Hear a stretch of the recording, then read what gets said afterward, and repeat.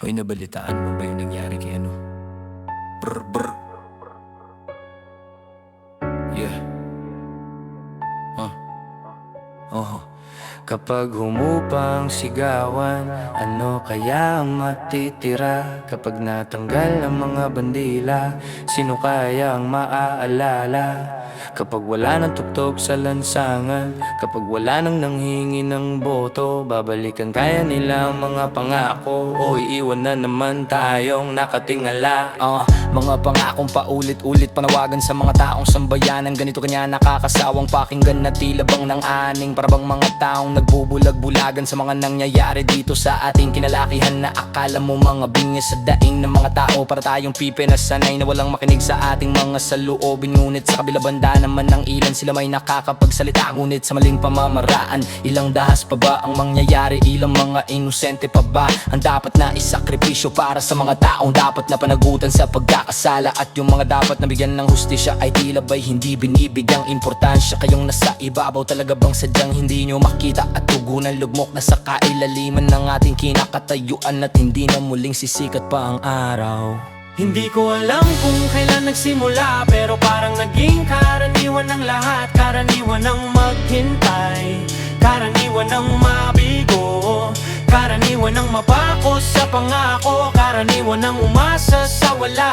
At ang pinaka nakakatakot sa lahat, parang nasanay na tayo. Hindi na kailangang itago ang kasinungalingan kapag mas maraming gustong maniwala kaysa umunawa. Hindi na kailangang ikadena ang isip kapag kusang ipinapasok sa hawla ang sarili. Araw-araw may bagong pagkakaguluhan, may bagong pangalan na dapat pag-usapan. Habang abala ang lahat sa pag-aaway, may mga desisyong tahimik na ipinapasa. Ang katotohanan ngayon sinusukat sa dami ng sumasangayon, hindi sa bigat ng ebensyang hawak. Kapag paulit-ulit mong narinig ang isang kasinungalingan, darating ang araw na tatawagin mo na itong katotohanan. At ang nakapagtataka, hindi tayo kulang sa alaala. Pinipili lang natin kalimutan kapag masakit, pinipili lang natin pumikit kapag pabor sa atin, pinipili lang natin manahimik kapag tayo ang nakikinabang. Hindi to awit ng galit, hindi rin ito sigaw ng isang taong talunan. Salamin lang ito sa harap ng bayan. Kung anong mamakita mo, ikaw ang humusga tuwing may mali. Naghahanap tayo ng sisisihin, pero bihirang hanapin kung saan tayo nagkulang. Gusto natin ng pagbabago, pero ayaw nating baguhin ang nakasanayan. At baka ang tunay na kalaban ay hindi isang pangalan, hindi isang partido, hindi isang kulay.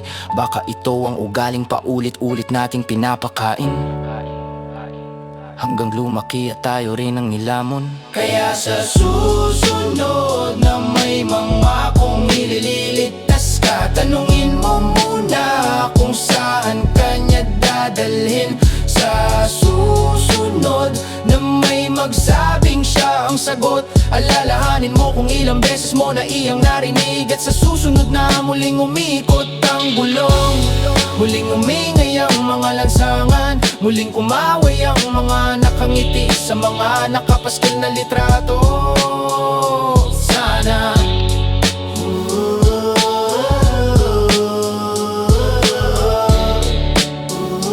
hindi na tayo pareho ng kahapon.